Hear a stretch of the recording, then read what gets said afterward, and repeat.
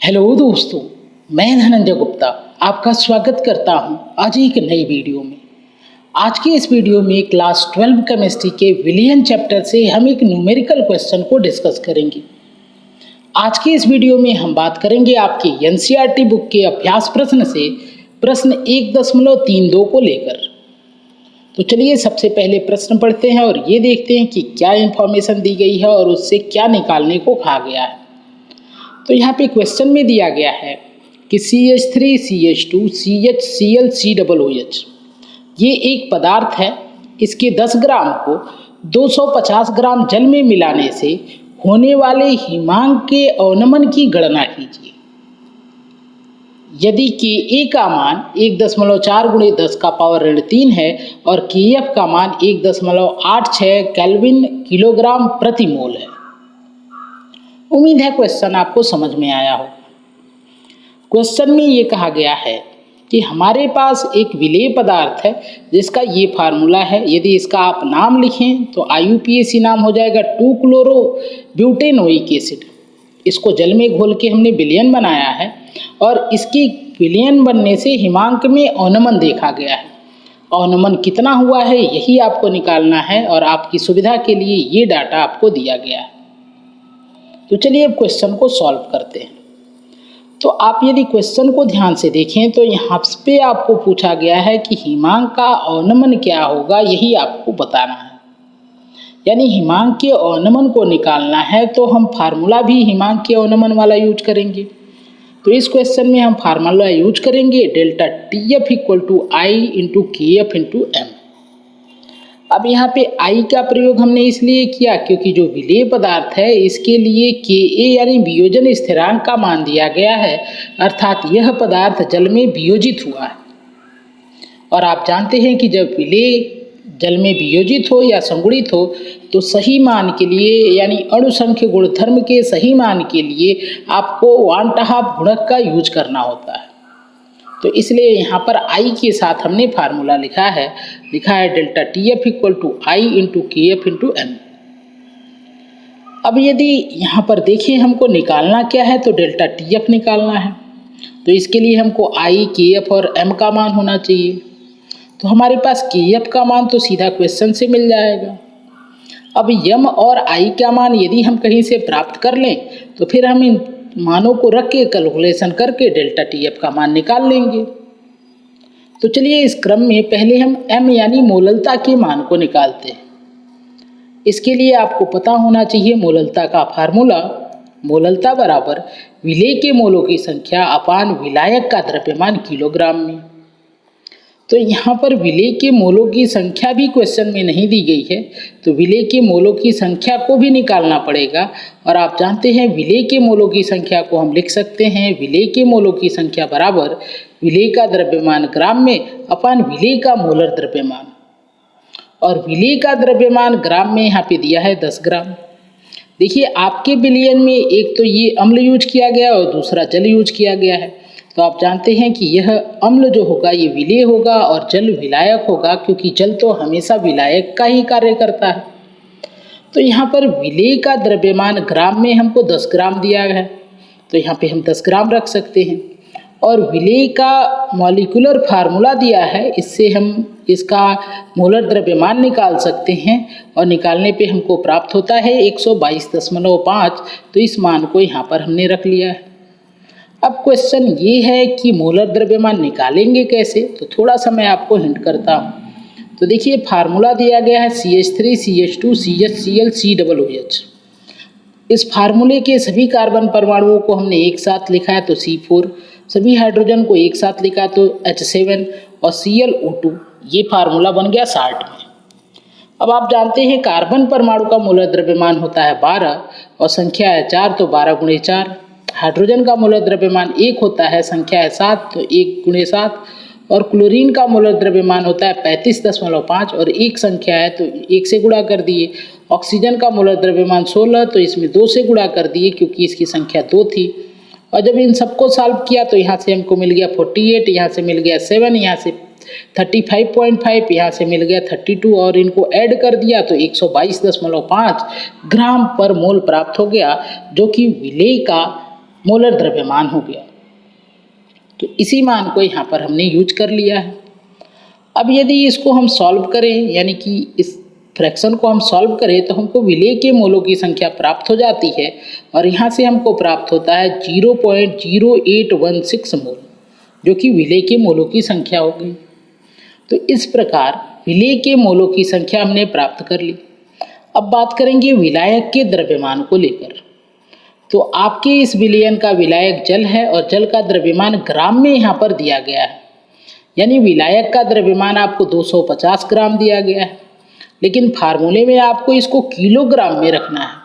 तो इस ग्राम को किलोग्राम में कन्वर्ट करेंगे। तो इसके लिए हम इसको 1000 से भाग करेंगे और 1000 से भाग करने के बाद हमको प्राप्त हो जाएगा 0.25 किलोग्राम। तो इस प्रकार अब हमको विलायक का द्रव्यमान किलोग्राम में भी मिल गया। अब इन दोनों मानों को हम मोललता वाले फार्मूले में रखेंगे। तो विलेय के मोलों की संख्या के स्थान पर रख देंगे 0.0816 और विलायक का द्रव्यमान किलोग्राम में रख देंगे 0.25।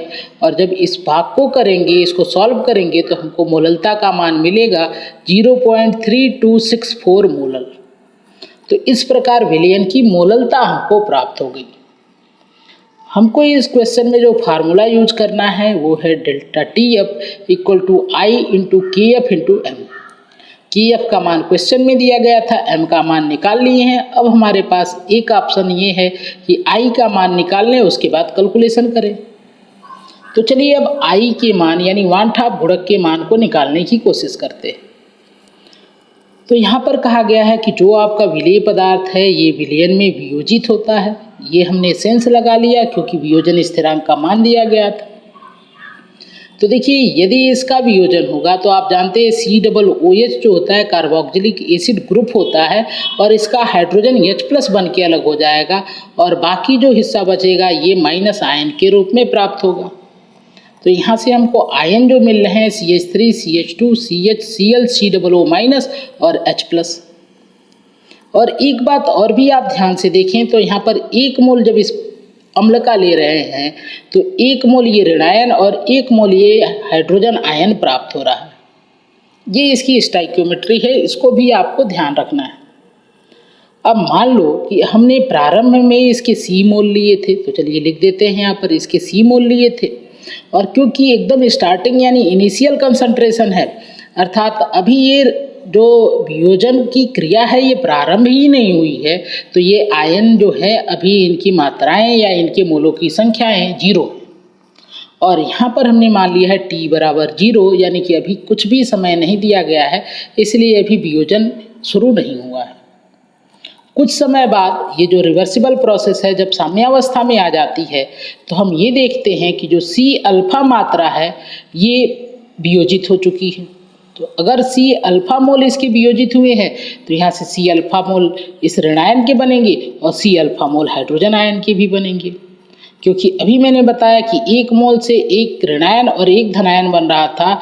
तो यदि C अल्फा मोल यहाँ पे वियोजित हो रहे हैं तो C अल्फा मोल इस ऋणायन के और C अल्फा मोल इस हाइड्रोजन आयन के भी बनेंगे। जब हम लोगों ने वियोजन की मात्रा यानी डिग्री ऑफ डिसोसिएशन पढ़ा था तो मैंने आपको बताया था कि जो प्रारंभिक सांद्रता है इसमें से हमेशा आप C अल्फा मात्रा को वियोजित करते हैं, क्योंकि हमने देखा था कि वियोजन की मात्रा का अर्थ होता है कि 1 मोल में से कितनी मात्रा वियोजित हो रही है। तो C मोल में से C अल्फा वियोजित होगी, अर्थात आप ऐसे समझ सकते हैं कि यदि 1 मोल में से अल्फा मात्रा वियोजित हो रही है तो C मोल में से C अल्फा मात्रा वियोजित हो रही होगी। तो इस तरह से ये इक्विलिब्रियम पर हम मोलों की संख्याएं लिखते हैं।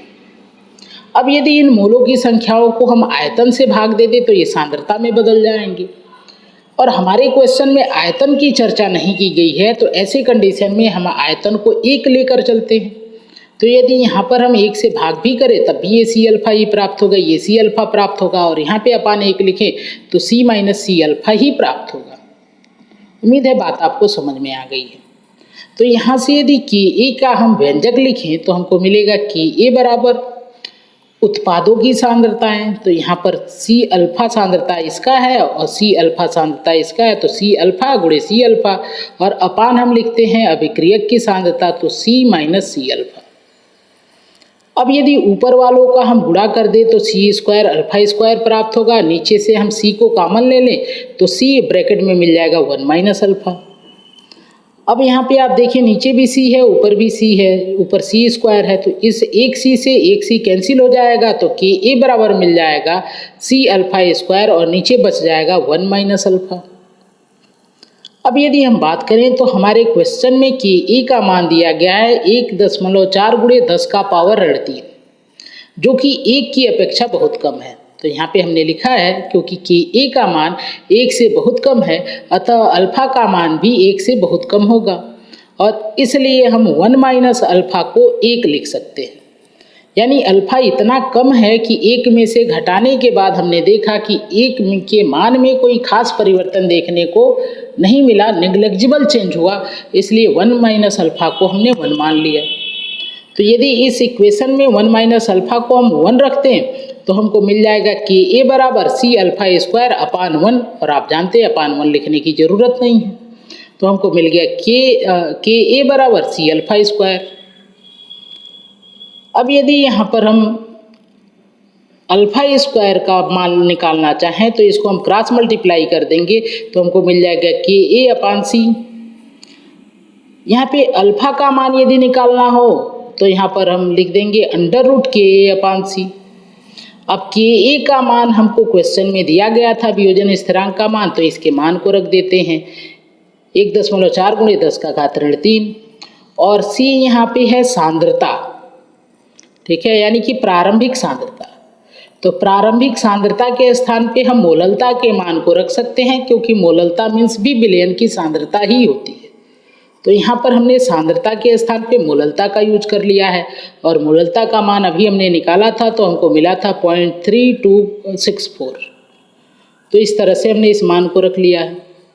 अब यदि इसको हम थोड़ा सॉल्व करें, 1.4 को इससे भाग करें तो यहाँ से हमको प्राप्त होता है 4.289 और इंटू 10 का पावर -3, इसको ऐसे ही रहने देते हैं।